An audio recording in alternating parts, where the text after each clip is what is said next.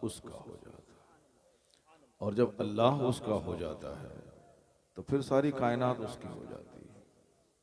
तो मैं दो तीन उसूल ये बयान करता हूँ कि आखिर जिलान में पैदा होने वाले, बगदाद मुअल्ला में आराम फरमाने वाले पूरी दुनिया में कैसे छा गए।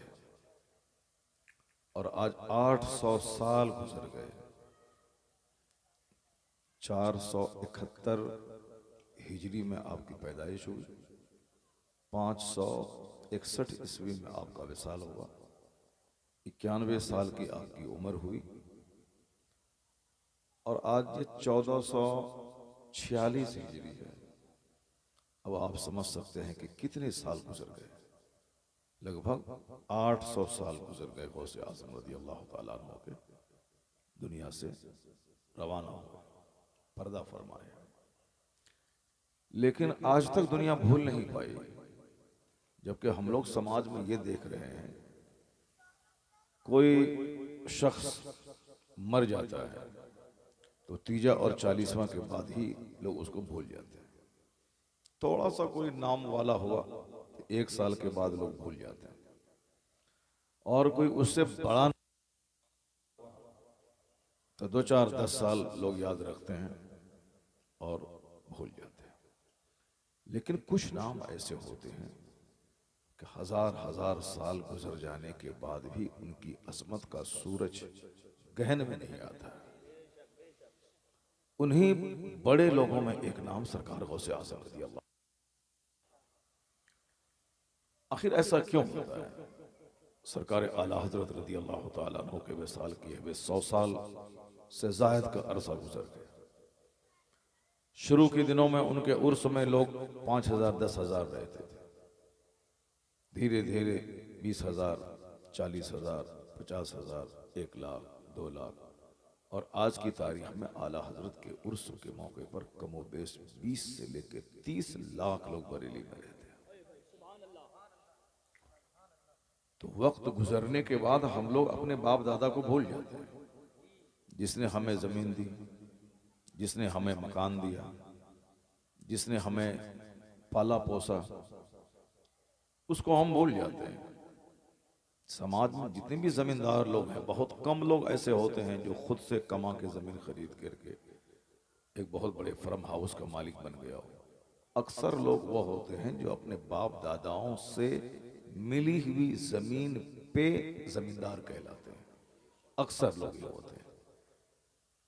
बहुत कम लोग होते हैं जो अपनी जमीन खरीद के अपना घर बनाते हैं।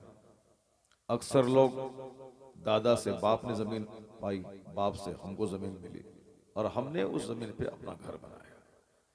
और आज एक बिस्सा जमीन खरीदने में जगह जगह के हिसाब से कहीं लाख कहीं करोड़ उसकी कीमत होती है। और बाप से मुफ्त में 1 एकड़ जमीन मिल गई। जिस 1 एकड़ जमीन की कीमत होती है आज की तारीख में 5 करोड़ रुपए। 5 करोड़ कमाने में आदमी को 100 साल लग जाएंगे कमाई के हिसाब से। लेकिन मुफ्त में बाप से जमीन मिल गई।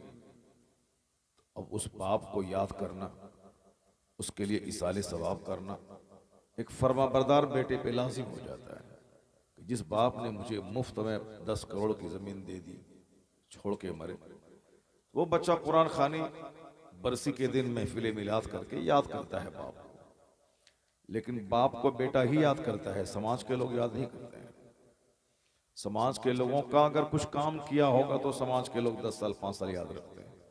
अगर किसी ने सड़क बना दी, बिजली का सिस्टम दे दिया, गांव में 4 10 20 लोगों को पढ़ा लिखा के IAS ऑफिसर बना दिया, या गांव वाले को कोई बहुत बड़ा डेवलपमेंट का काम दे दिया, तो लोग याद रखते हैं। मगर वो भी 10 20 25 50 साल के बाद खत्म। पहले 40वां की मजलिस में 1000 लोग, फिर अगली बरसी की मजलिस में 500 लोग, फिर दूसरी बरसी में 250 लोग, तीसरी बरसी में 100 लोग, चौथी बरसी में 50 लोग, उसके बाद खेल खत्म। लेकिन आला हजरत के उर्स में शुरू में 10,000 लोग, 25 साल के बाद 50,000 लोग, 70 साल के बाद 2 लाख लोग, 90 साल के बाद 10 लाख लोग, आज 100 साल हो गए, 25 लाख लोग उर्स से आला हजरत में बरेली आ रहे हैं। यानी वक्त गुजर रहा है, मकबूलियत बढ़ती चली जा रही है। वक्त गुजर रहा है, नाम लेने वालों की तादाद में इजाफा हो रहा है। बस क्यों होता है उसी पॉइंट पे मैं गौर कर रहा हूं। इसको अगर आपने याद रख लिया तो जिंदगी में उससे बहुत रोशनी मिलेगी। अपने हर आदमी बुजुर्गों का नाम क्यों सुनता है? अपनी जिंदगी में डेवलप करने के लिए। बुजुर्गों का चर्चा इसीलिए होता है ताकि हमारी जिंदगी में इनकलाब पैदा हो। वरना किस्सा कहानी सुनने के बाद अगर कोई फायदा नहीं हासिल करे तब तो इंजॉय के लिए आदमी थोड़ी देर के लिए बयान कर लिया। जैसे लोग फिल्में देखते हैं, अब 3 घंटे तक फिल्म हॉल में इंजॉय करता रहा, गाना सुनता रहा, बगैर सर पैर की एक्टिंग देखता रहा, मार धाड़ देखता रहा। वहां से निकला, खेल खत्म, चूंकि वो इंजॉय करने ही गया था कि 3 घंटा मजे में गुजर जाए। लेकिन बुजुर्गों की जिंदगी की कहानी इंजॉय के लिए नहीं सुनी जाती। बुजुर्गों की जिंदगी की कहानी इसलिए सुनी जाती है कि ताकि सारी जिंदगी में उससे रोशनी लेता रहूं। इसलिए कुरान शरीफ में कहा गया है कि रसूल पाक की जिंदगी में तुम्हारे लिए नमूना है। अल्लाह के रसूल तुम्हारे लिए मॉडल है। अल्लाह के रसूल तेरे लिए आइडियल है। अपनी जिंदगी में हर स्टेज पे आका अलैहिस्सलाम की जिंदगी से नूर हासिल करो कि हुजूर जीते कैसे थे, आका का ताल्लुक अपनी बीवियों से कैसा था, हुजूर का ताल्लुक अपने पड़ोसियों से कैसा था, आका अलैहिस्सलाम रात कैसे गुजारते थे, आका अलैहिस्सलाम दिन कैसे गुजारते थे। तो अल्लाह ने कहा कि तुम अपने पैगंबर से नूर हासिल करो और तुमको जीने का सलीका सिखाने मुस्तफा दुनिया में तशरीफ लाए, मकसद हयात बताने मुस्तफा तशरीफ लाए। आका अलैहिस्सलाम जंग कैसे करें वो फलसफा बताने आए, और मैदान जंग में सुलह कैसे करें ये तरीका मुस्तफा सिखाने आए। अपने बच्चों की तरबियत कैसे करें ये हुजूर बताने आए। 2 बीवियों में इंसाफ कैसे करें ये राज मुस्तफा बताने आए। हमें बहैसियत हाकिम कैसे रहना है ये थ्योरी सिखाने मुस्तफा आए। और बहैसियत रिआया और महकूम मुझे कैसे रहना है ये फलसफा सिखाने मुस्तफा आए।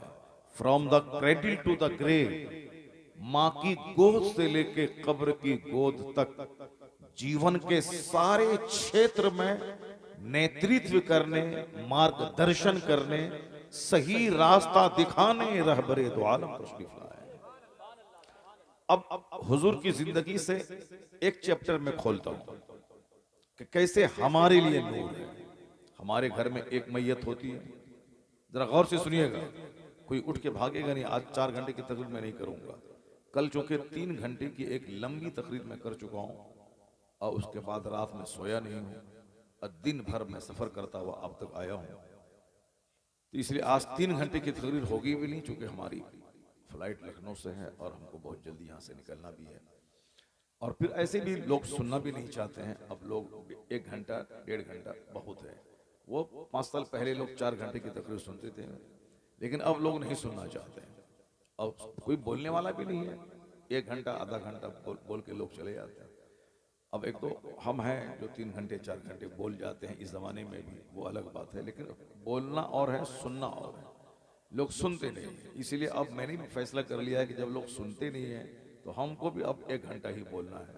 अब 1.5 घंटा बहुत कम बोलेंगे, 1 घंटा बोलना है।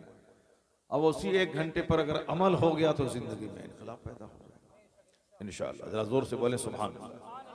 हाथ उठा के सारे लोग बोले ला इलाहा इल्लल्लाह मुहम्मदुर रसूलुल्लाह सल्लल्लाहु अलैहि वसल्लम। तकरीर चिल्लाने का नाम नहीं है इतना। और पहले जमाने में लोग कपड़ा फाड़ते थे तकरीर के टाइम, कुर्सी तोड़ देते थे। लोग कहते थे मजबूत कुर्सी रखो वरना कुर्सी टूट जाएगी। हम लोग 40 साल पहले बचपन में जलसा सुनने जाते थे, उस वक्त देखते थे कि एक मौलाना साहब आए कुर्सी ही तोड़ देते थे। तो लोग कहते थे कुर्सी तोड़ तकरीर हो रही है। अब क्या तकरीर हुई, क्या बोला गया, किसी को कुछ मालूम नहीं है। एक हमारे मिलने वाले भाई हैं, वो तस्करा करते थे कि हम आज से 25 साल पहले एक जलसे में गए, एक बहुत बड़े आलिम आए थे कि चौथा शरीफ से, और तकरीर करते करते अपना पूरा कपड़ा फाड़ डाला।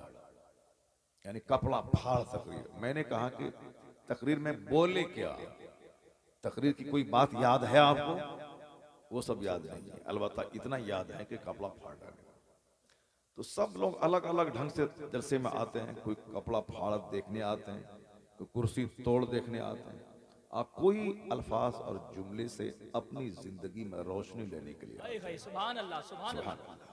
मैं उम्मीद करता हूं कि आज की खूबसूरत मजलिस में जितने लोग यहाँ मौजूद हैं वो सारे के सारे कुर्सी तोड़ तकरीर सुनने नहीं आए हैं, सब दिल पजीर तकरीर सुनकर अपने दिलों को रोशन करने आए हैं। इंशाअल्लाह, इंशाअल्लाह।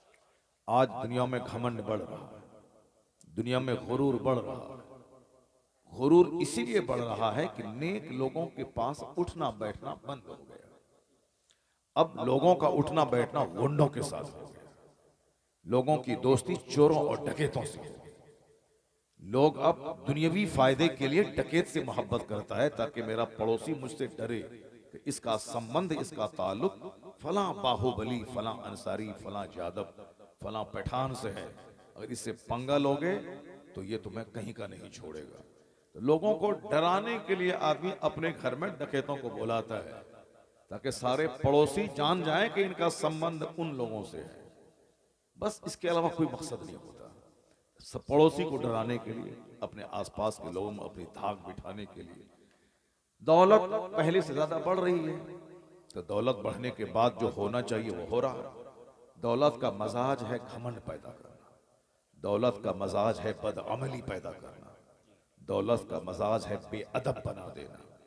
एक आदमी कहता है तुम्हारी औकात याद दिला देंगे, ये घमंड की बोली है। एक आदमी कहता है कि मैं तुम्हारे साथ खानदान को तबाह बर्बाद कर दूंगा, ये दौलत और पैसे की गर्मी है। कोई एक फटीचर क्लास का गरीब आदमी, कमजोर आदमी कभी इस तरह की बोली नहीं बोल सकता है। कुछ रहता है पास में माल, तब वह इस तरह के जुमले बोलता है। मोहब्बतें खत्म हो गई।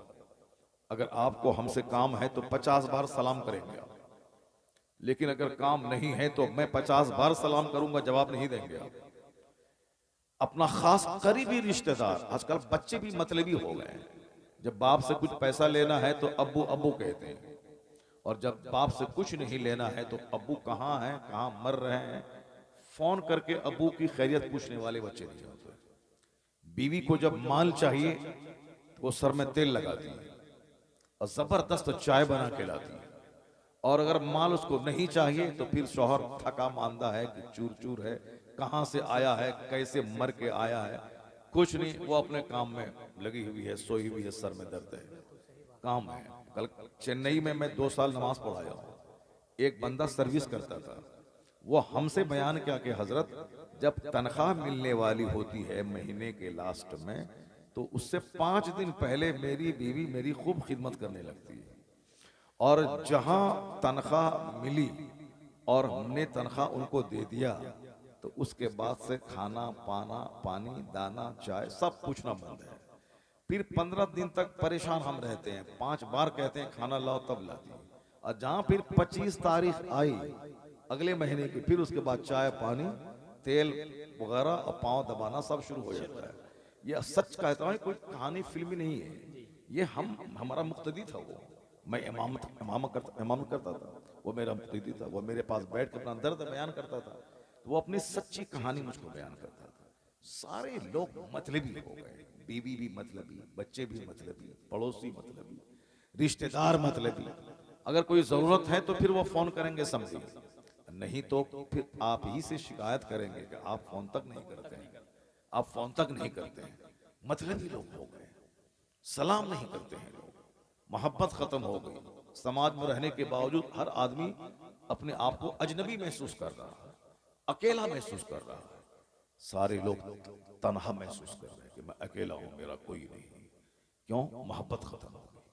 आका अलैहिस्सलाम ने एक बात कही थी, क्योंकि आज हर आदमी अपने मन के मुताबिक जीता है।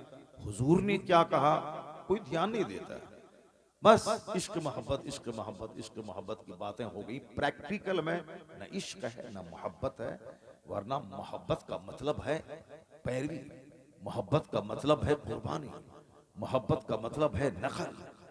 आज अगर किसी लड़के को किसी लड़की से मोहब्बत होती है तो फिर वो उसके बगैर वो जी नहीं सकता। उसका चेहरा देखने के लिए वो रात भर उसकी गली का चक्कर लगाता है। साहब उससे बात करने के लिए वो 5-5 घंटे तक वो अपने बिस्तर पे जगा रहता है कि उनसे बात हो जाए।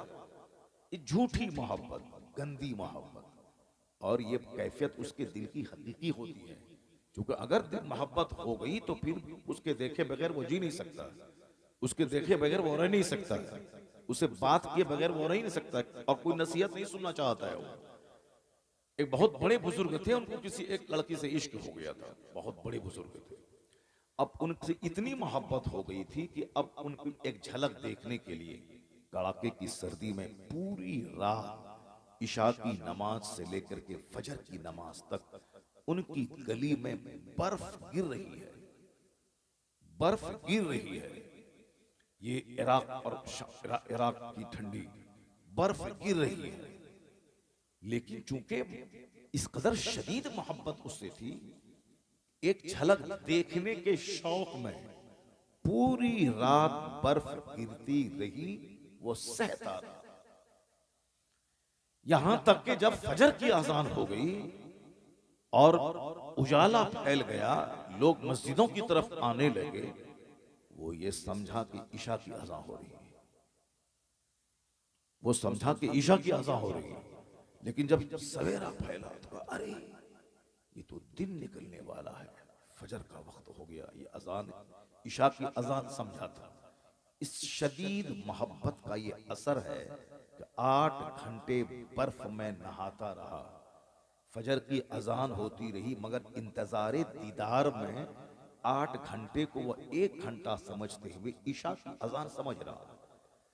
दिल में एक चोट लगी, एक दर्द पैदा हुआ। कहा, ओह, एक झूठी मोहब्बत में पूरी रात तुमने गुजार दी, यहां तक कि बर्फ गिरने का एहसास तक नहीं हुआ।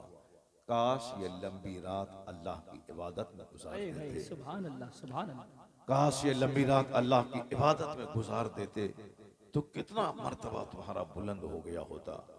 अंदर से नदामत हुई, शर्मिंदगी हुई, दिल ने बहुत ज्यादा उसको झंझोड़ा। वो नहाया धोया, तौबा किया, मस्जिद में गया, कहा, इलाही मुझे माफ कर दे, मैं एक झूठे इश्क के चक्कर में पूरी रात गुजार दी, दर्द का एहसास तक नहीं हुआ, बर्फ गिरती रही, महसूस नहीं हुआ। काश ए अल्लाह वो हकीकी मोहब्बत में तुझसे कर लिया होता, और फिर मेरी जिंदगी में ऐसी रोशनी होती कि मैं उस उजाले में जिंदगी के सारे लम्हात गुजार देता। इलाही जो हुआ सो हुआ, अब मैं तौबा करता हूँ, अब मैं तुझसे सच्ची मोहब्बत करने का वादा करता हूँ। सुभान अल्लाह, सुभान अब वो बंदा ऐसा अल्लाह से इश्क किया, ऐसी मोहब्बत अल्लाह से की, अब किसी दुनियावी माशूक की मोहब्बत में गली का चक्कर नहीं लगाता, हमेशा अल्लाह की मोहब्बत से सरशार होकर मस्जिदों में महवे सजदा रहता था, महवे इबादत रहता था। तो उनकी जिंदगी में चूंकि इनकलाब आना था, जिंदगी में बहुत बड़ा झटका जब लगता है, तब जिंदगी में आदमी इनकलाब पैदा होता है। आदमी ये चोर था मगर आज नमाजी बन गया, जरूर जिंदगी में कोई बहुत बड़ा शौक लगा होगा, बहुत बड़ा झटका लगता है। ये आदमी डकैत था और ये आदमी आज बड़ा नमाजी बन गया, हाजी बन गया। उनकी जिंदगी में कुछ न कुछ ऐसा इंसिडेंट होता है, ऐसा वाकया पेश आता है जिससे उसकी जिंदगी में यू टर्न आता है, बंदा वहां से मोड़ ले लेता है, बंदा सच्ची तौबा करता है। अभी एक शख्स कल बोल रहा था, जरा गौर से सुनिएगा, किस कदर जुनून है बदअकीदों के दिमाग में।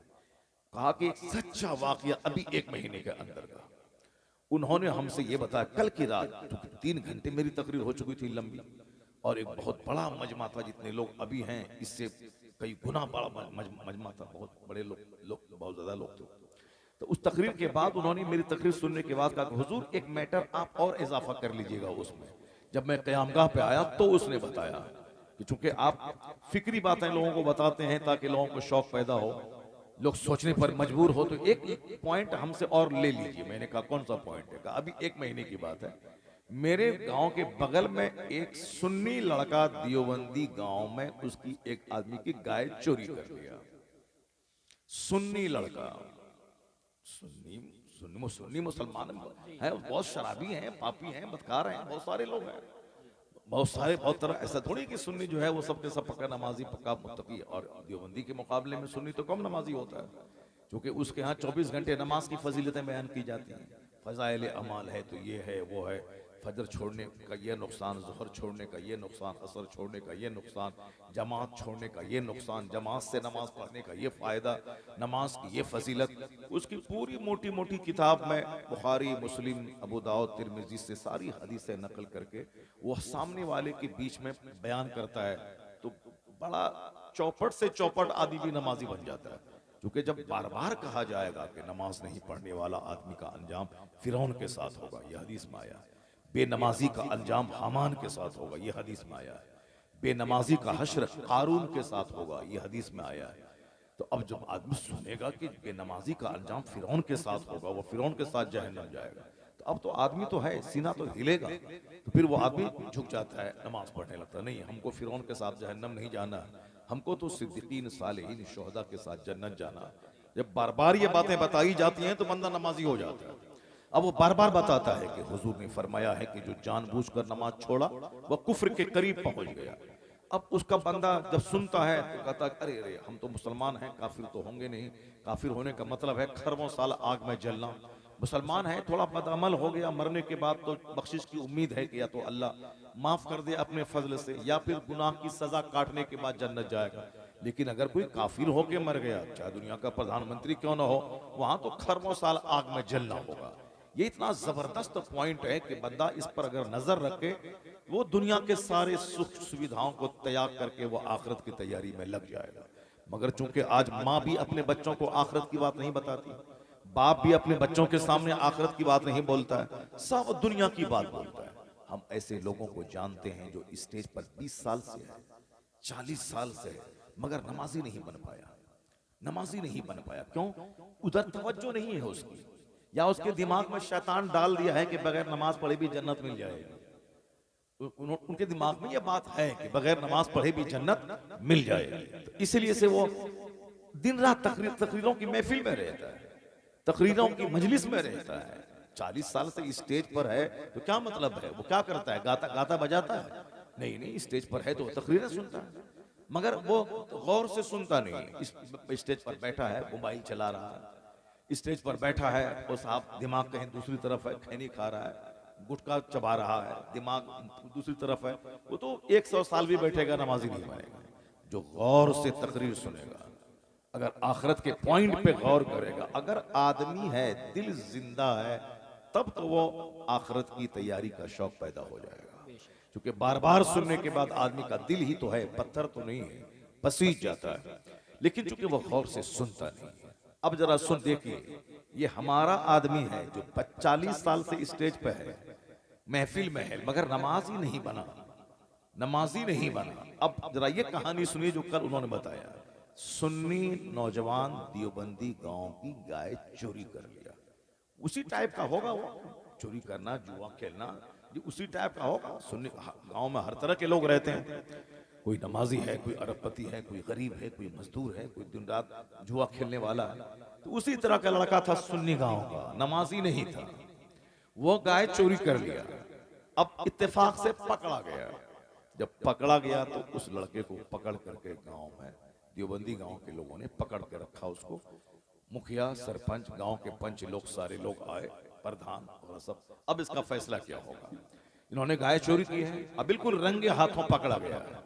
अब ऐसा नहीं कि इल्जाम है, नहीं, रंगे हाथों पकड़ा गया है, चोरी करते हुए पकड़ा गया है। अब क्या होगा इसका? तो कोई बोला इसको इतना मारो, कोई बोला इसको जेल में डाल दो, कोई बोला इसको 50 जूता मारो, कोई बोला इससे 25,000 रुपए वसूल कर लो। अब जाहिर सी बात है, जब आपके गांव में भी जब कभी कोई पंचायती होती है तो 50 लोग हैं, तो हर आदमी अपनी अपनी राय पेश करने लगता है। कोई कुछ बोलता है, कोई कुछ बोलता है। जरा गौर से सुनिएगा, सीना हिल जाएगा, सीना हिल जाएगा। और आप फातिहा, मिलाद, लोहमान, अगरबत्ती, चादर, बताशा, शकरपाला, ये सब जो लिए बैठे हैं और नमाज छोड़े बैठे हैं, अगर जमीर जिंदा है तो आंख से आंसू के कतरे बह जाएंगे।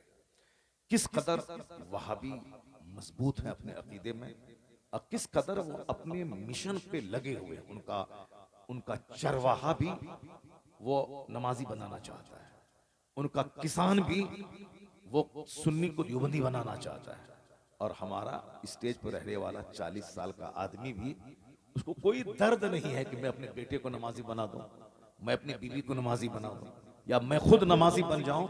ये एक आईना दिखला रहा हूं और उनका जुनून में दिखला रहा हूं। उसको पकड़ के रखा, कोई बोला मारो, कोई बोला जेल डालो, कोई बोला पुलिस वाले को बुलाओ, कोई बोला उठ बैठ करवाओ, कोई बोला थूक चटवाओ, कोई कुछ बोला। मगर जिसकी गाय चोरी किया था उसने कहा कि नहीं साहब, हमारा फैसला ये है कि ना इसको उठ बैठ करवाया जाए, ना इसको थूक चटवाया जाए, ना इसको मारा पीटा जाए, ना इसको जेल में डाला जाए। ये सिर्फ पूरे पंच के सामने वादा करे कि मैं कल से 5 वक्त की नमाज पढ़ूंगा, मैं कल से 5 वक्त की नमाज पढ़ूंगा, ये वादा करे, मैं इसको छोड़ दूंगा। अब जिसकी गाय चोरी हुई है वो खुद ही ऐसा कह रहा है, तो वो बंदा को मौका मिला, चूंकि कोई मारना, काटना, जेल डालना, 10,000 पे जुर्माना, इस तरह की बातें हो रही थी। अब ये सच इनको लगा कि ये बात बहुत आसान है, मगर ये बहुत भारी बात कह दिया। कहा कि ये लड़का सुन्नी है और ये नमाजी नहीं है, ये सिर्फ नमाज पढ़े, वादा करे सारे पंच के सामने कि मैं नमाज पढ़ूंगा, और ये हमारी जमात के पीछे नमाज ना पढ़े, हमारी मस्जिद में नहीं आए। ये जिस सुन्नी गांव में है वो अपनी मस्जिद ही में नमाज पढ़े, अपने इमाम के ही पीछे नमाज पढ़े, मगर नमाज पढ़े। सुन्नी इमाम के पीछे ही नमाज पढ़े, मगर नमाज पढ़े। ये वादा करे सबके सामने। उन्होंने वादा किया, मैं तौबा करता हूं और मैं वादा करता हूं कि मैं कल से नमाज पंचगाना अपनी मस्जिद में मैं अदा करूंगा। वादा किया, गाय वाले ने उसको छोड़ दिया। अब जाहिर सी बात है, चोरी करने वाला गरीब ही होगा, उसी टाइप का होगा। तो वह दूसरे दिन से नमाज शुरू कर दिया। अब पक्का नमाजी बन गया, 5 टाइम नमाज पढ़ने लगा, मस्जिद में नमाज पढ़ने लगा। चोरी वगैरह से तौबा तो कर ही दिया, वो नमाजी बना। चूंकि अब उनके दिल से एक आवाज आई। क्या आवाज आई? कि मैं बरेलवी सुन्नी गांव में रहने वाला, आज तक मुझको किसी ने नमाज के बारे में ताकीद नहीं की। आज मैं नमाजी हूं, अल्लाह का नाम ले रहा हूं, 5 टाइम मस्जिद जा रहा हूं, ये उसी बंदे ने मुझको नमाजी बनाया है। तो अब उसकी मोहब्बत इसके दिल में पैदा हो गई। उनसे फोन से कांटेक्ट में रहने लगा, बातचीत करने लगा। बातचीत करते करते चूंकि उनको लगा कि हमारा कोई सुन्नी बरेलवी मौलवी, कोई पीर, कोई मेरा सुन्नी मेरा बाप, कोई मुझको नमाजी नहीं बनाया है, नमाजी मुझको उस आदमी ने बनाया है। तो अब वो सुन्नी मोहल्ला छोड़ा, अब वो 5 नमाज देवबंदी की मस्जिद में पढ़ना शुरू कर दिया। किस कदर दूर से निशाना साधा। ये नहीं बोला कि मैं इसको छोड़ूंगा, ये बरेली छोड़ करके देवबंदी बन जाए, मेरी मस्जिद में नमाज पढ़े। नहीं, क्योंकि वो जानता था कि जिस दिन इसका दिल जागेगा उस दिन इसको लगेगा कि मुझको नमाजी बनाया किसने है, ऑटोमेटिक वो मेरी तरफ आ जाएगा। इसलिए वो हमारी मस्जिद में ना आए, वो अपने सुन्नी बरेलवी इमाम के पीछे नमाज पढ़े, मगर ये वादा करे कि नमाज पढ़े। नमाज पढ़ा कि चोर को अपना हम ख्याल, अपना हम अकीदा और अपने ग्रुप में शामिल कर लिया। करोड़ों सुन्नी जिसको सिर्फ मौलवी की गीबत करने से फुर्सत नहीं है, पीर साहब की गीबत से फुर्सत नहीं है, जलसा के खिलाफ बोलने से फुर्सत नहीं है, जलसा कराने से क्या होगा, रुपया खर्च करने से क्या होगा, एक मौलाना शायर को बोला कि 50,000 देने से क्या फायदा होगा, जबकि वही खसीस और रजी शेख चिल्ली को बोला कि 2.5 लाख रुपए देता है। वही रजील, वही कमीना, एक कव्वाल नाचने वाला, गाने वाला, शराब पीने वाला, हारमोनियम तबला बजाने वाले को 5 लाख रुपए देता है। वही रजील, वही खसीस, वही कमीना अपने बेटे की शादी में डीजे के नाम पे 1 लाख रुपए खर्च करता है।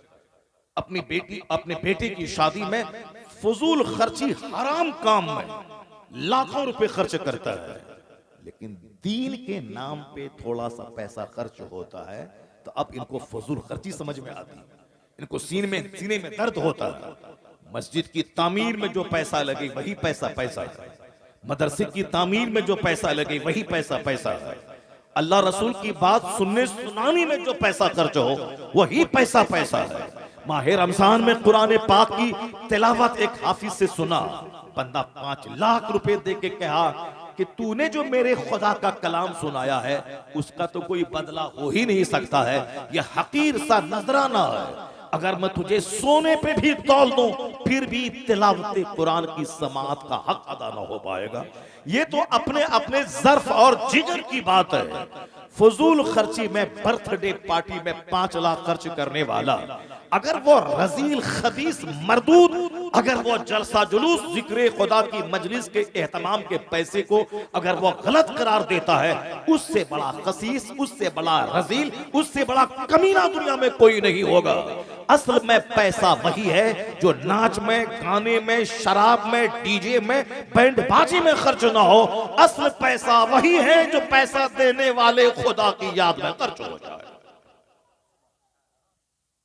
समाज में कैसे कैसे लोग रहते हैं। हमारे लोगों को जुनून है मदरसा के उजाड़ देने का, हमारे लोगों को जुनून है इमाम के मस्जिद से भगा देने का, हमारे लोगों को जुनून है जो जलसा 50 साल से होता आ रहा है उसके बंद कर देने का, हमारे लोगों को जुनून है अपने गांव समाज के सारे बच्चों को इंजीनियर, डॉक्टर, प्रोफेसर, दारोगा, पुलिस और आर्मी में ले जाके सबको जहन्नमी बना देने का।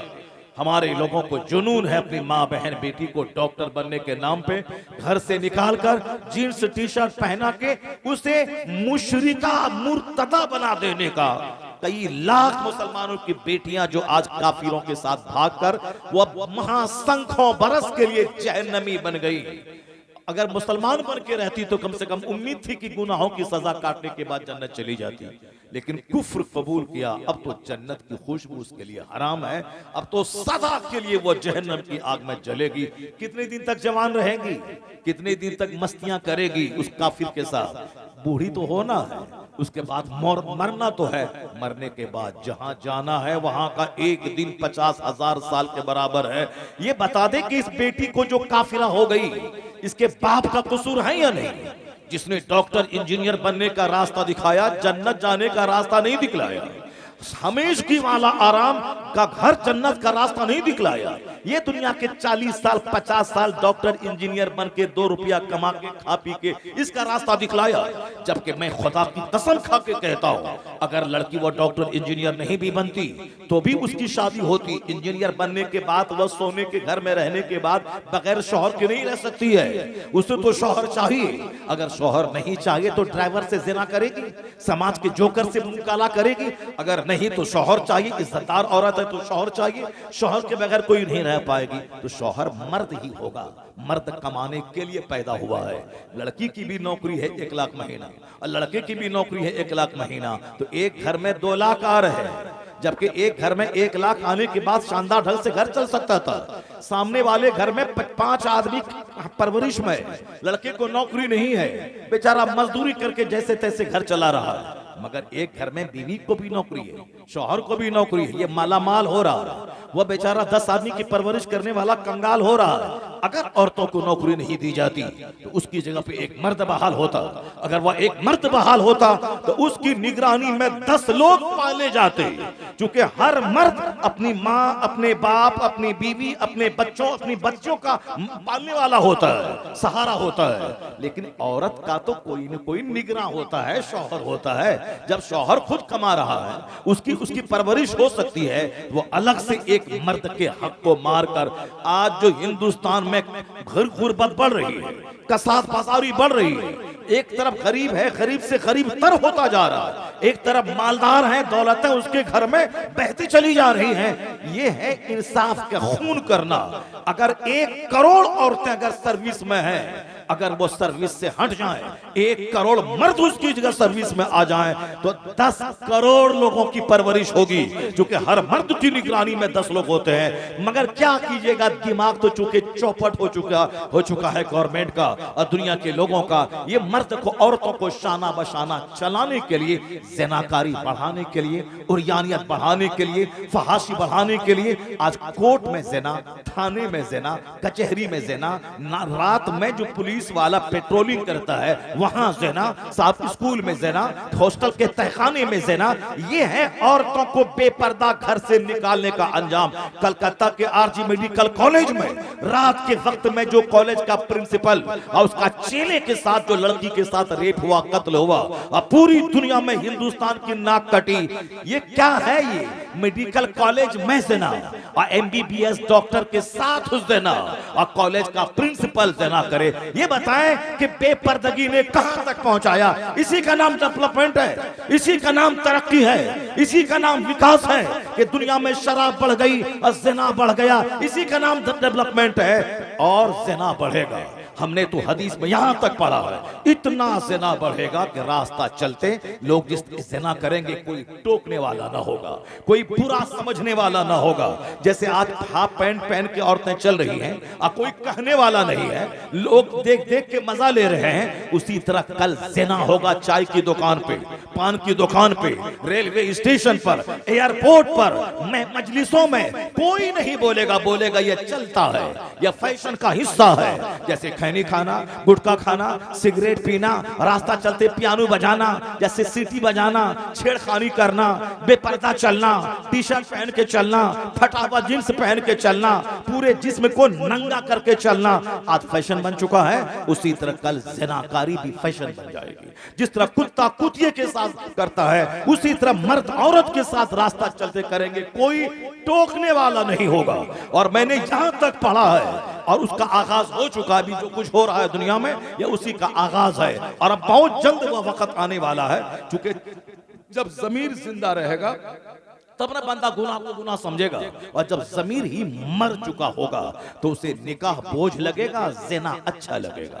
अपनी बीवी हूर जैसी उसको बुरी लगेगी और दूसरों की काली कलोटी बेटी उसकी तरफ उसका नशा होगा। प्यार के नाम पे बलात्कार का माहौल जब आज पैदा हो ही चुका है। 4 बच्चे की औरतें ड्राइवर के साथ भाग रही है, 4 बच्चे की माँ साहब भाग रही, पोता पोती वाली ये साहब नानी बनने वाली वो भाग रही है। तो आखिर वो दिन आने में कितना टाइम लगेगा? वो तो आ ही चुका है।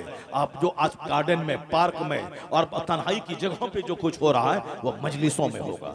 एक बंदा अगर कह देगा उसको ये करना ही था तो जरा दीवार के पीछे कर लेते, तो वह बंदा अगर कोई कह देगा वह उस जमाने के वलियों का सरदार सिद्दीक कहलाएगा। यानी इतना भी टोकने वाला कोई नहीं होगा कि ये क्यों कर रहा है। अगर कोई कह दिया कि ऐसा करना ही था, दीवार के पीछे कर लिए होते, वह उस जमाने का सिद्दीक होगा, वह उस जमाने के वलियों का सरदार होगा। कैसा खतरनाक वक्त आने वाला है। लोग कहते हैं डेवलपमेंट, लोग कहते हैं तरक्की। यही है, औरतों को चड्डी पहना के दुकान में बैठा दिया ताकि 10 ग्राहक उनका मुंह देख करके सामान खरीदने के लिए आए। यही डेवलपमेंट है, यही तरक्की है। घर में रहने वाली खातून को हवाई जहाज का एयर होस्टेस बना दिया ताकि 200 मुसाफिर जो हवाई जहाज पे सफर कर रहे हैं वह सब उनकी गर्दन, उनका चेहरा, उनके सर के बाल, उनके हाफ पैंट, उनके सारे बदन को देखकर 2 घंटे का सफर पूरा कर ले। यही डेवलपमेंट है। ये फिल्म में जो कुछ हो रहा हॉलीवुड बॉलीवुड में, ये खूबसूरत हसीनाओं को नचा के उनको निर्वस्त्र बना के 3 घंटे तक लोग मर्दों को बैठा के और साहब खरबों रुपए का कारोबार फिल्मी हो जाए और नाच गा के जिस्म की नुमाइश करके, यही डेवलपमेंट है। यही डेवलपमेंट है। हर जगहों पे अधनंगी औरतों की तस्वीरें, चाय की दुकान से लेकर के साहब बड़े बड़े मॉल तक इन औरतों को बेपर्दा करवा के 2 पैसे कमाना, यही डेवलपमेंट है। यानी अभी एक औरत आई थी यूरोप से, वो हमसे बयान किया कि हजरत क्या बताएं, आंख के खून के आंसू रोना पड़ता। मैं भी लंदन गई थी और मैं वहां से वापस लौटी हूं। वो बयान किया, मुझसे बयान किया कि हुजूर सिर्फ एक धागा की तरह, जैसे कोई एक कपड़ा लपेटी हुई है, धागा की तरह एक कपड़ा है, बाकी सारा जिस्म नंगा। यानी को बुरा भी नहीं समझने वाला। अब फिर वो कहती कि क्यों मैं वहां चला गया, ऐसे मनाजिर को मैंने क्यों देखा, जबकि मर्द अंदर में टी शर्ट है, उसके ऊपर में शर्ट है, उसके ऊपर में कोट है, क्योंकि कोट और पैंट पहनने का रिवाज चला दुनिया, पूरी दुनिया में। सारे लोग शादी ब्याह में कोट पैंट पहनते हैं साहब। सारे नेता अमेरिका यूरोप के सारे नेता मर्द वो साहब पहने हुए हैं कोट पैंट और अंदर में शर्ट है। ये मर्द जो अगर वह जींस नहीं बल्कि वह बनियान पहन के रहता तो भी कोई तूफान नहीं मचता, क्योंकि मर्द अगर बनियान पहन के कोई तूफान मचने वाला नहीं है। मर्द सिर्फ नाप से लेकर के यहाँ घुटने तक उसके सतरे औरत है, इसका छुपाना फर्ज है। घुटने से नीचे खुला हुआ रहे, कोई हलचल नहीं मचने वाला। नाप से ऊपर भी मर्द का बदन खुला रहे, ना औरतों में कोई हलचल मचने वाली है, ना मर्द में कोई हलचल मचने वाला है। मगर औरतों की पिंडली, औरतों की गर्दन, औरतों का चेहरा, औरतों की पेशानी, उनकी आंखें, उनकी नाक, सारा जिस्म ऐसा है कि जिसको देखने के बाद मर्दों के दिल में हलचल मचता है। इसीलिए पर्दे का कानून है और उसके एक कशिश मर्दों में रख दी गई है। और यह कशिश ही का नतीजा है कि एक भूतनी औरत को आदमी रानी बना के कबूल कर लेता है। उसी कशिश का नतीजा है कि एक औरत जो रहने वाली वो गुजरात की, अब वो अपने शौहर के साथ उत्तर प्रदेश के देहात में रह रही है। माँ बाप, भाई बहन, सारे संसार छोड़ करके इनके साथ रहती है। वही एक कशिश है, एक अट्रैक्शन है दोनों में। और उसका अगर गलत इस्तेमाल हुआ तो ज़िनाकारी का दरवाजा खोलेगा, और उसी का सही इस्तेमाल हुआ निकाह के जरिए फिर घर और समाज की आबादी का एक जबरदस्त जरिया बन जाता है। ये कशिश कुदरती तौर पर कशिश है। भूख लगेगी, दाना चाहिए, प्यास लगेगी, पानी चाहिए। उसी तरह औरतों की ख्वाहिश है दाने की तरह, पानी की तरह। औरतों को भी मर्दों की ख्वाहिश है दाने की तरह, पानी की तरह। ऐसा नहीं कि भूख लगे और सामने दाना रहे और हम नहीं, दाने की चाहत हमको नहीं है। वो तो मुर्दा से बदतर है कि भूख लगी है, सामने दाना है और खा नहीं रहा है। वो तो मरीज है, बीमार है। उसी तरह मर्द है, सामने औरत निर्वस्त्र खड़ी है और इसके बदन में कोई हलचल नहीं मचे, नहीं कोई फर्क नहीं पड़ता। वो तो नामर्द है, हिजड़े से बदतर है। क्योंकि इंसान जहां है, मर्द जहां है, मर्दानगी जहां है, वहां तो कशिश है, वहां तो औरतों की ख्वाहिश है। उसी ख्वाहिश को सही लगाम देना है, सही रास्ता देना है।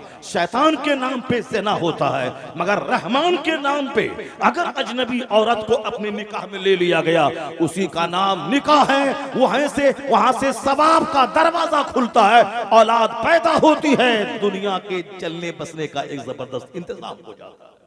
इसी हरामकारी को रोकने के लिए निकाह का तरीका है। मगर लोग आज निकाह को बोझ समझ चुके हैं। आज इस तरह जमीर मर चुका है आदमी का कि साहब वो हरामकारी चाहत से कर रहा है। आने वाले वक्त में ये सिस्टम भी खत्म हो जाएगा। इसी का नाम दुनिया ने डेवलपमेंट रख दिया। यानी खूब शराब पिए, पानी से ज्यादा तरक्की है। खूब नंगा नाचें, तरक्की है। और शादी ब्याह के नाम पे करोड़ों रुपए को बर्बाद करें, यही डेवलपमेंट है। आधा खाएं, 1000 रुपए की प्लेट, आधा खाएं, आधा फेंकें, यही डेवलपमेंट है। वो वक्त आने वाला है। हदीस माया है कि दाने की इज्जत करो और रोटी गिरे नीचे तो उसको नीचे से उठा के खा लो। दाने की इज्जत करो, वरना मुस्तफा फरमाते हैं, नाइबे परवरदिगार कहते हैं कि जिस कौम से दाना रूठ जाता है, रोटी रूठ जाती है, दोबारा नहीं आती है। यानी अगर रोटी रूठ गई, वो चाहे 50 दरगाहों पे जाके चूतड़ रगड़ के आ जाए, पेशानी रगड़ के आ जाए, नहीं होगी। जब अल्लाह नाराज होता है तो चाहे वो 1,00,000 दरगाहों पे जाके पेशान सर पटक के रह जाए, नहीं मुराद पूरी होगी, नहीं उसकी तकदीर का दरवाजा खुलेगा और नहीं खुशहाली आएगी। मैंने बेशुमार लोगों को देखा, शुरू में अजमेर गए, मुराद पूरी हुई, उसके बाद मगरूर हो गए। मालूम है क्या हुआ? उसके बाद यही हुआ कि फिर बाद में जब सजा मिली, ऐसी सजा मिली, 50 बार अजमेर जाता है, आता है, कुछ भी नहीं होने वाला है। सब कुछ करने वाला अल्लाह है। अल्लाह ही देने वाला है, अल्लाह ही रोकने वाला है, अल्लाह ही जिल्लत देने वाला है, अल्लाह ही इज्जत देने वाला है, अल्लाह ही हुकूमत देने वाला है, अल्लाह ही हुकूमत छीनने वाला है। ये जो हिंदुस्तान का मुसलमान रोता है कि ये आ गए, वो आ गए, ऐसा हो गया, कुछ नहीं हुआ है। ये हमारे जुर्म की सजा है कि एक जालिम हाकिम मुझ पर मुसल्लत है। मगर जिस दिन मुसलमानों की मस्जिदें आबाद हो गई, मुसलमानों का घर सजदे से आबाद हो गया, जिस दिन मेरा सारा काम अपने पैगंबर के फरमान के मुताबिक होने लगा, यही तो है कि तू मुस्तफा का गुलाम बन जा, अल्लाह तुझे दुनिया का इमाम बना देगा। वअदल्लाहुल लज़ीना आमनू व अमिलुस सालिहात, ये अल्लाह का वादा है कि अल्लाह हैज प्रॉमिस, अल्लाह ने वादा किया है, अगर तुम ईमान लाए, अच्छा काम किए, जन्नत तो वहां मिलेगी, इस दुनिया में हुकूमत तुझको दे दी जाएगी। वअदल्लाहुल लज़ीना आमनू व अमिलुस सालिहात लयस्तखलिफन्नहुम फिल अर्द, अल्लाह तुम्हें इस जमीन में बादशाहत अता करेगा। और अल्लाह ने अपना वादा सच्चा करके दिखलाया। अरब का बकरी चराने वाला, अरब के ऊंट चराने वाले, अरब के खाना बदोश, वह गरीब जो अरब में कोई फसल पैदा नहीं होती थी, मगर मुस्तफ़ा जान रहमत पे जब से उन लोगों ने ईमान लाया, जब से कुरान पाक की तिलावत और कुरान पाक के निज़ाम को दुनिया में नाफिज करने का जुनून दिमाग पे चढ़ा के अपना अरब छोड़ के अपने वतन से बेवतन हो गए, तालीम कुरान आम करने के लिए रूम चले गए, ईरान चले आए, हिंदुस्तान चले आए, तो अल्लाह ने ईरान भी दिया, अल्लाह ने रूम भी दिया, अल्लाह ने बेशुमार ममालिक दुनिया में दिए। और आज 1500 साल में आधी दुनिया से ज्यादा हिस्सों पर मुसलमानों को सल्तनत अल्लाह ने दी। आज भी 63 से ज्यादा ममालिक, मोर देन 60 कंट्रीज, 60 ममालिक से ज्यादा ममालिक पे मुसलमानों का कब्जा है, जहां कलमा पढ़ने वाला हुकूमत कर रहा है। आज पूरी दुनिया में मुसलमानों के एक धमक 200 से ज्यादा ममालिक में मौजूद है। जो अरब से सूरज निकला था, जो अरब के खाना बदोश और बद्दू, वो इस्लाम की खिदमत करने के लिए अपने वतन से बेवतन हो गए। मोहम्मद इब्ने कासिम अरब छोड़ के हिंदुस्तान आ गए, खालिद इब्ने वलीद सैफुल्लाह बन के इस्लाम का काम करने लगे, साद इब्ने वकास अरब छोड़ के रोम की तरफ चले गए। इतने औलिया सालिहीन बुजुर्गान दीन की मेहनतों ने वो रंग लाई, अल्लाह की खास अता होगी कि पूरी दुनिया पे हुकूमत कायम हो गई, मस्जिदें बनने लगी, मदरसे बनने लगे, खानकाहों की तामीर होने लगी, लाइब्रेरीज दुनिया में बनने लगी। आज अगर दुनिया में कॉलेज है, मुसलमानों की देन है। अल्लाह की कसम 500 साल पहले हिंदुस्तान का एक कॉलेज नहीं था, एक यूनिवर्सिटी नहीं थी।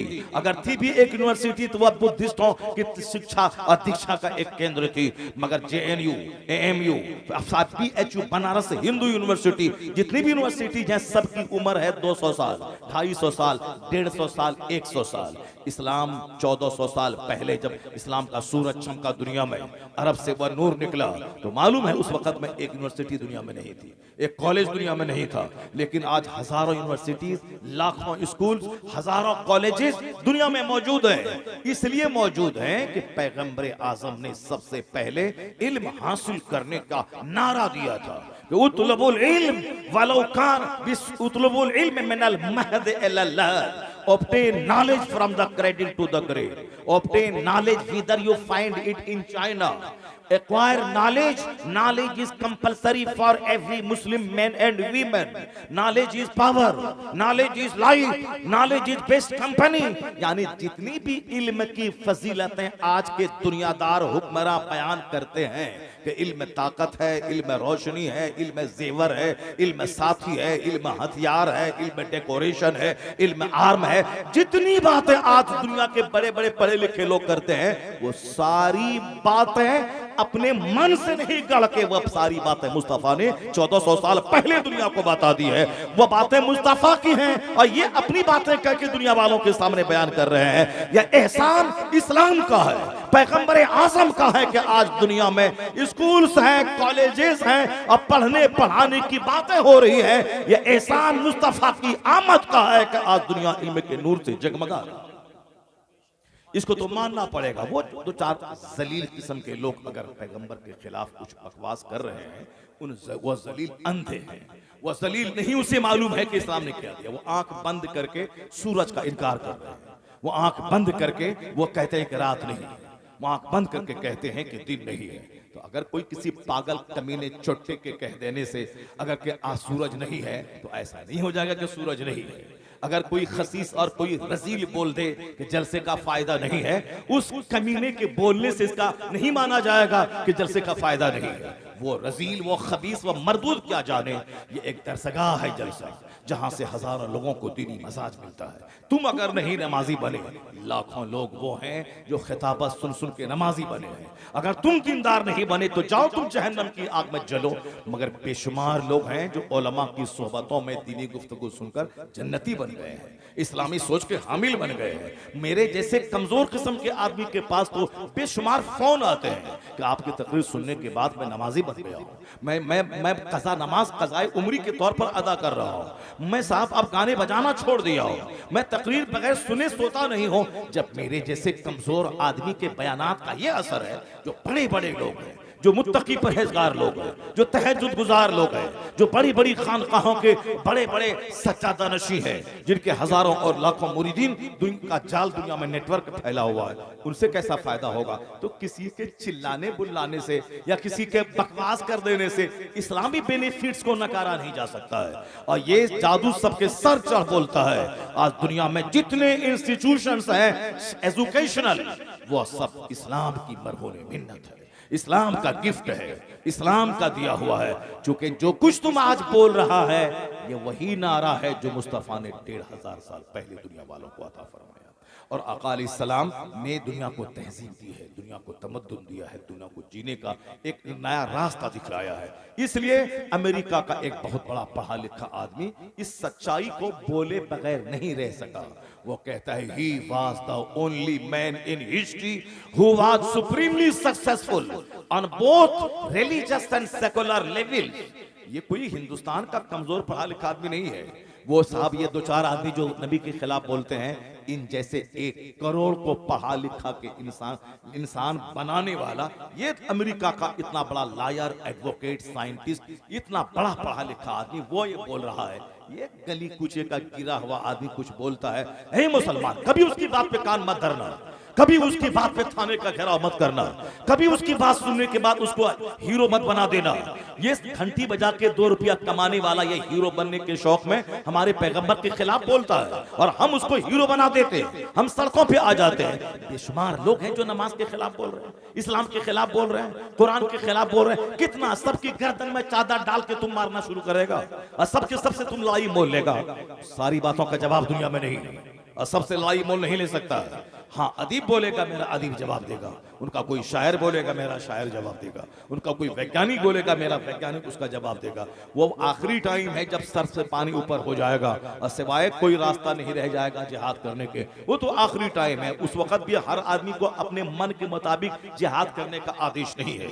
जुल्म मिटाने के लिए, शिर्क मिटाने के लिए और अपने ईमान को बचाने के लिए वो आखिरी मरहले में जब उसके अलावा कोई चारा ना रह जाए तो फिर हमारा जो इमाम है, हमारा जो आलिम है, हमारा जो इस्लामी बादशाह है, हमारा जो रहबर है, उनके आदेश पे वो सब काम होता है। ऐसा नहीं कि निकले मैदान में पत्थर फेंकने लगे, यहाँ देने लगे, वहां देने लगे।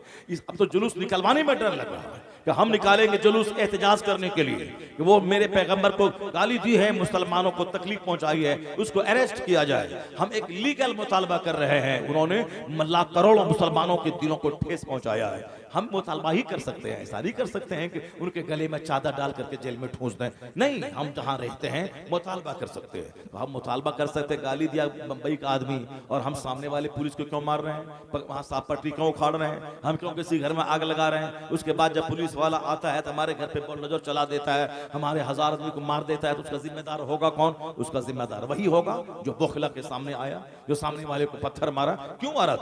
तुम्हारे पैगंबर को गाली दी तो क्या मतलब तुम उसको कत्ल कर देगा?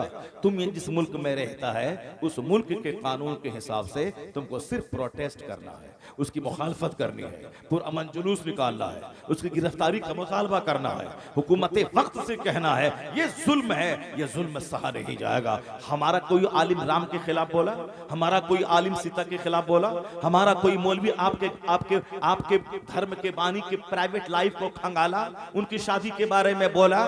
नहीं बोला। तो फिर तुम क्यों बोला? तेरा आदमी क्यों बोला? हमारे पैगंबर की अच्छी बातों को नहीं बोल सकता है। उन्होंने जो दुनिया को दिया है, जो गिफ्ट, जो इंपैक्ट दुनिया पे छोड़ा है, जो ब्लेसिंग्स दिया है, अगर तुम्हारा सीना उतना चौड़ा नहीं है कि उन सारी अच्छाइयों को सुन के पढ़ के तुम लोगों के सामने बयान कर सको, तो कम से कम चुप तो रहो। उनकी प्राइवेट लाइफ में दखल अंदाजी तो मत करो। हमारे पैगंबर ने 11 शादी की। क्या तुमको मालूम है कि अरब ममालिक में शादी का क्या महत्व है, शादी के क्या असरात होते हैं? 25 साल की जवानी में 40 साल अधेड़ औरत से निकाह कर रहे हैं। अब 50 प्लस जाने के बाद अगर 12 साल की खातून से निकाह कर रहे हैं तो समझना तो होगा। जहां के 16 साल की 1000 खूबसूरत तरीन औरतों से मुस्तफा निकाह कर सकते थे। और अरब का कल्चर था उस टाइम में 1400 साल पहले 100 शादी करना, 150 शादी करना, 300 शादी करना अरब का माहौल था। अगर हुजूर से ज्यादा खूबसूरत कोई नहीं था दुनिया में तो सारे लोग चाहते थे कि मेरी बेटी इनके निकाह में जाए। मगर हुजूर ने उस जमाने में 25 साल की जवानी में 40 साल अधेड़ औरत जो 2 शौहर से बेवा हो चुकी थी, उनको जब आपने शादी किया उनसे, इसका मतलब है कि आपकी शादी का मतलब ख्वाहिश को पूरा करना सिर्फ नहीं है, शादी का मतलब है बेवाओं को सम्मान देना, बेवाओं को एक नई जिंदगी देना, बेवाओं को आत्मसम्मान देना, बेवाओं को इज्जत नफ्स देना, बेवाओं को खुशियां मनाने का मौका अता करना। अब अगर क़यामत तक किसी बेवा की शादी होगी तो एहसान मोहम्मद अरबी का माना जाएगा कि हुजूर ने कहा, अब प्रैक्टिकल में बेवा से शादी करके बता दिया, उस उम्र में जिस उम्र में आपके हुस्न की कसम, हुस्न की सौकहार, आप हुस्न की खैरात चांद लेता था, सूरज लेता था। हम लोगों ने मुस्तफा को नहीं देखा है, लेकिन जिसने मुस्तफा को देखा है उनका स्टेटमेंट आज तक किताब में मौजूद है। हजरत अबू हुरैरा कहते हैं, सरकार का कांधा ऐसा था जैसे किसी चांदी को ढाल दिया गया हो। हजरत अनस कहते हैं, मुस्तफा का चेहरा ऐसा था कान्ना शम्सा तजरी फी वजहिही, गोया हुजूर के चेहरे में सूरज तैर रहा हो। यह जिन लोगों ने देखा उनका स्टेटमेंट है, उसमें कोई नमक मिर्च लगाया नहीं गया, हू बहू जो उसका स्टेटमेंट है वो है। हजरत जाबिर इब्ने समूरा कहते हैं कि राय तो हम चांद को देखते थे, 14वीं रात का चांद, यानी जिस दिन वो 14वीं रात का चांद, 14th नाइट, 14वीं रात का चांद, मून ऑफ 14th नाइट, जो एक ही दिन चांद जवान होता है, बाकी जिस दिन उगा हुजूर के कहने की मानी, फिर थोड़ा बड़ा थोड़ा बड़ा थोड़ा बड़ा, 14वीं रात को फुल जवान होता है। फिर 15वीं रात से घटना शुरू है, डाउनफॉल 1 इंच 2 इंच, घटते घटते फिर सूखी हुई टहनी की मानिंद बारूक हो गया। कहते हैं जाबिर इब्ने समूरा कि 14वीं रात का चांद चमक रहा था, हुजूर मेरे सामने थे, सरकार के जिस्म अक़दस पे एक चादर थी जिसमें सुर्ख रंग की धारी थी। मैं कभी हुजूर को देखता था और कभी चांद को देखता था, तो फैसला किया दिल ने कि मुस्तफा का चेहरा चांद से ज्यादा खूबसूरत है। वह वजहू अहसनो मिनल कमर, उनका चेहरा चांद से ज्यादा खूबसूरत है। अरब के लोग तमन्ना करते थे कि काश मोहम्मद अरबी से मेरी बेटी का अक़्द हो जाए, मेरी नस्लें फख्र करेंगी, मगर उस खूबसूरती का नमूना शख्स जैसा हुसैन जमील न पैदा हुआ न क़यामत तक पैदा होगा। हुजूर ने 40 साल अधेड़ औरत से पहली शादी 25 साल की उम्र में किया। इसका मतलब है उस शादी में हिकमत है बेवाओं को सम्मान देना, बेवाओं को इज्जत देना। अब अगर वही नबी 50 साल प्लस जाने के बाद अगर 12 साल की खातून से निकाह कर रहे हैं, तो फिर ऐसे नहीं देखो तुम्हारे ने भी ऐसा कर दिया, ऐसा कर दिया, नहीं नहीं, वहां जब पहली शादी को मिला के समझोगे तब हिकमत समझ में आएगी। जब शादी की तमन्ना थी उस वक्त तो 40 साल अधेड़, और जब 50 प्लस जाने के बाद ऐसे भी ख्वाहिश आदमी की नेचुरली घट जाती है, औरतों की चाहत 50 साल के बाद कम हो जाती है। उस जमाने में 9 साल 12 साल की खातून से सैयदा आयशा रज़ियल्लाहु तआला अन्हा से अक़्द करना, इसका मतलब है जब वहां हिकमत है यहाँ भी हिकमत होती है, यहाँ हिकमत होती है। और कोई मैटर नहीं मिलता है 1400 साल के अंदर में काफिरों, मुशरिकों, इस्लाम के दुश्मनों को, तो ले दे करके इसी शादी के पीछे पड़ा रहता है। सरकार की जितनी बीवियां हैं उन तमाम बीवियों में सारी बीवियां बेवा थी, अक्सर बीवियां बेवा थी या कुछ तलाकशुदा थी। एक बीवी आपकी सिर्फ कुंवारी थी जो सैयदा आयशा थी।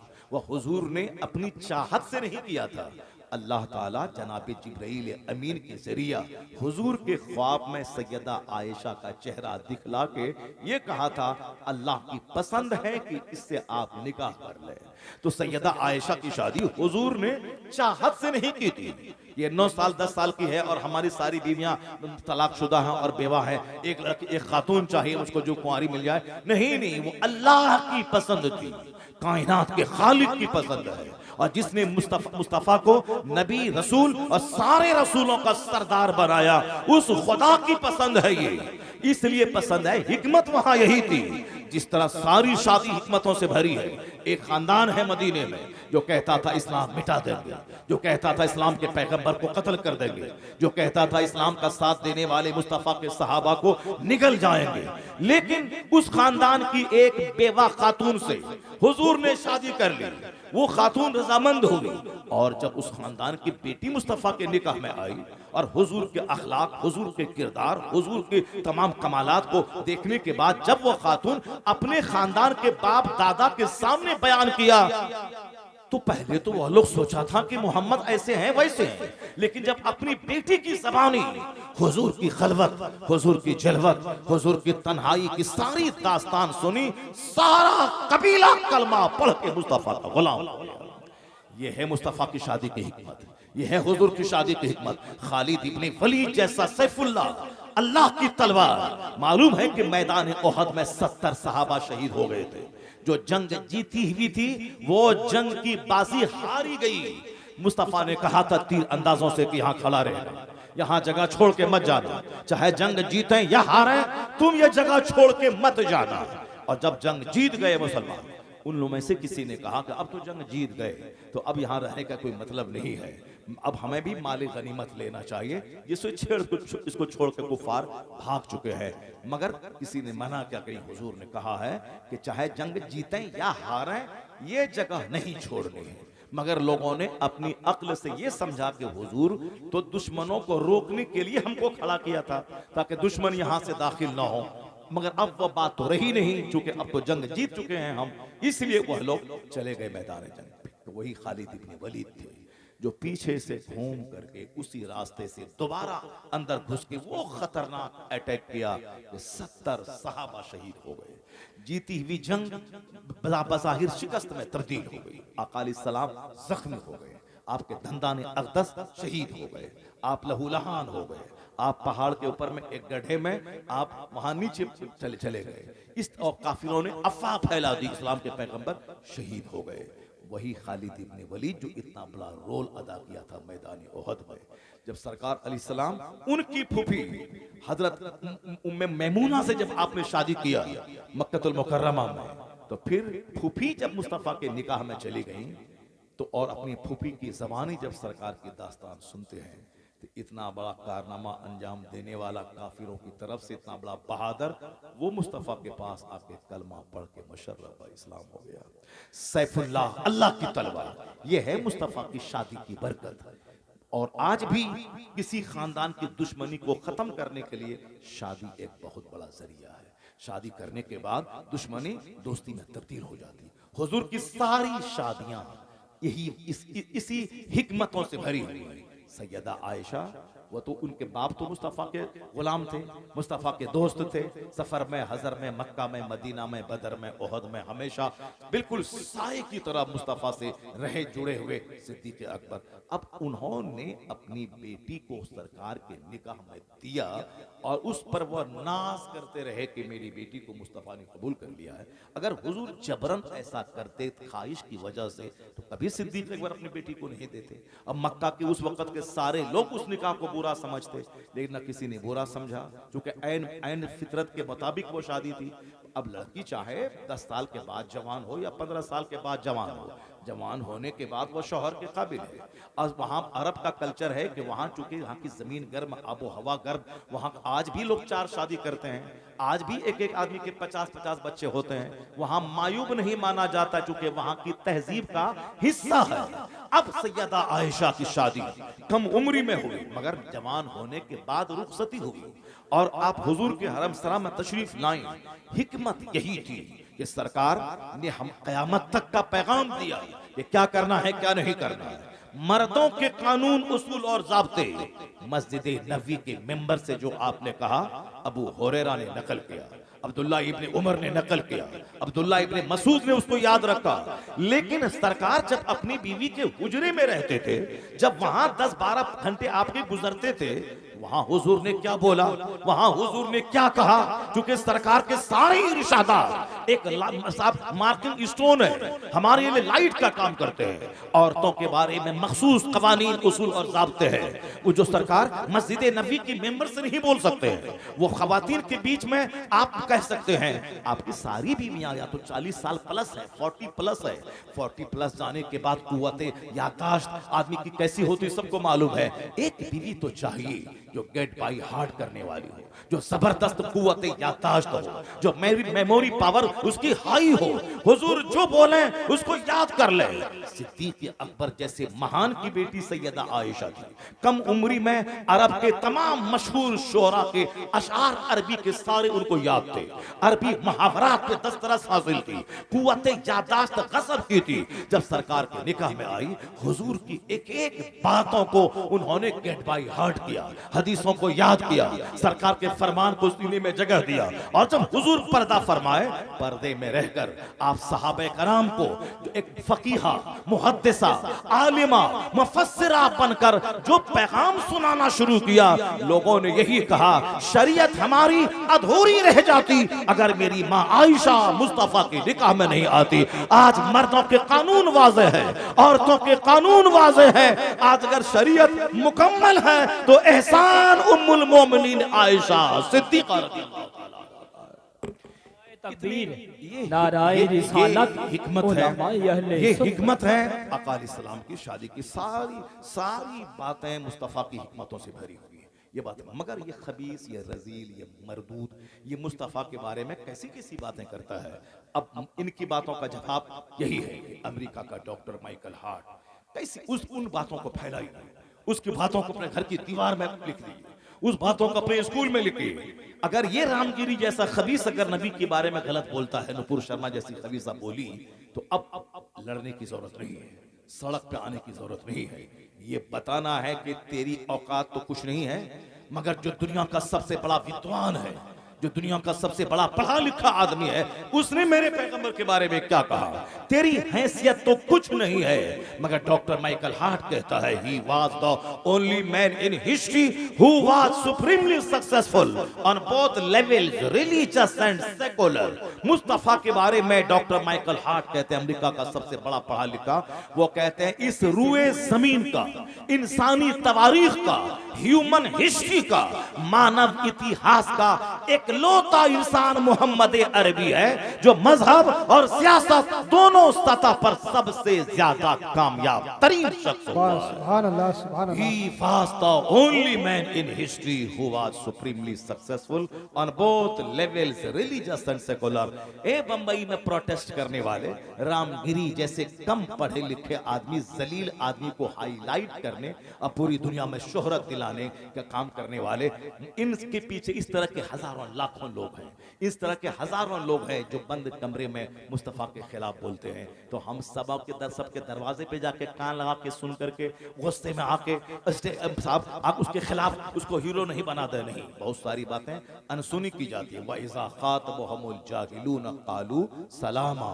अल्लाह कहता है ये मुसलमान जब जाहिलों की बात सुनते थे तो दूर से ही कहते थे सलाम, तो पर उनकी हर बात का जवाब नहीं देते थे। तो सारी बातों का जवाब नहीं है, आज उनकी बातों का जवाब यही है। हिंदुस्तान के राष्ट्रपिता तुम नहीं हो, गांधी जी हैं। गांधी जी ने क्या कहा, अब तक मैं यह समझता था कि इस्लाम तलवार के बल पे फैला है, लेकिन जब से मैंने कुरान का हिंदी अनुवाद पढ़ा और जब से मैंने इस्लाम के पैगंबर की पवित्र जीवनी पढ़ी, तो अब मुझको यकीन हो गया कि इस्लाम तलवार के बल पे नहीं फैला है। इस्लाम अपनी सच्चाई, अपनी सफाई, अपनी ट्रूथ, अपनी क्लैरिटी, अपनी रियलिटी, अपनी सिंपलिसिटी की वजह से सारी दुनिया में तूफान बन के छा गया। इस्लाम अपनी सच्चाई की, अपनी सफाई की और पैगंबर आज़म की सादगी, उनके अखलाक की बुलंदी की वजह से सारी दुनिया में इस्लाम बादल बन के छा गया। ये बातें बताने की जरूरत है।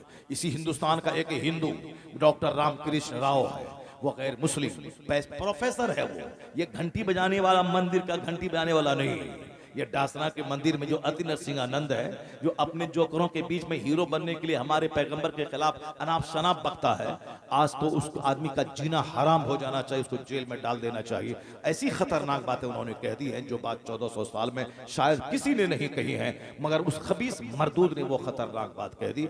मगर हमारी गवर्नमेंट 40 करोड़ मुसलमानों के जज्बात को नहीं समझ पा रही है, उसे जेल दे देना चाहिए, वरना हम तो उसकी गर्दन में तलवार नहीं चला सकते, हम तो चादर नहीं डाल सकते। बस हमारा दिल जख्मी है, मगर हम इतना कह सकते हैं कि ये घंटा बजाने वाला और दूसरों के दान दक्षिणा पे पे अपनी जिंदगी गुजारने वाला, ये क्या जाने मुस्तफा कौन है? रामकृष्ण राव हिंदू है, मैसूर यूनिवर्सिटी का प्रोफेसर है। उसने मेरे पैगंबर की शान में एक किताब लिख दी, Muhammad the prophet of Islam. उस किताब का एक चैप्टर में हजारों बार मुसलमानों के सामने बयान किया हूं, सिर्फ इसी शौक में बयान किया हूं कि दो चार लुच्चा लफंगा अगर मुस्तफा के बारे में खिलाफ बोलता है, उसके पर कान धरने की जरूरत नहीं है। ये जबरदस्त हिंदू स्कॉलर प्रोफेसर, उसने मेरे पैगंबर के बारे में क्या कहा है, इसको पढ़ने, घर की दीवार में लिखने, स्कूल में लिखने, अपने गैर मुस्लिम लोगों को बताने की जरूरत है कि वो भी तो हिंदू है। इतना बड़ा दानिश्वर पढ़ा लिखा, वो क्या कहता है? वो कहता है the personality of Muhammad, it is most difficult to get into the whole truth of it, only a glimpse of it I can catch, what a dramatic succession of this picturesque scenes. This is Muhammad the prophet, Muhammad the warrior, Muhammad the statesman, Muhammad the orator, Muhammad the saint, Muhammad the just, Muhammad the refuge of orphans, protector of slaves, emancipator of women, all these magnificent roles in these departments of human activities, he is alike a hero। Ramakrishna Rao कहता है, जब मैं मुस्तफा के कमालात को पढ़ता हूं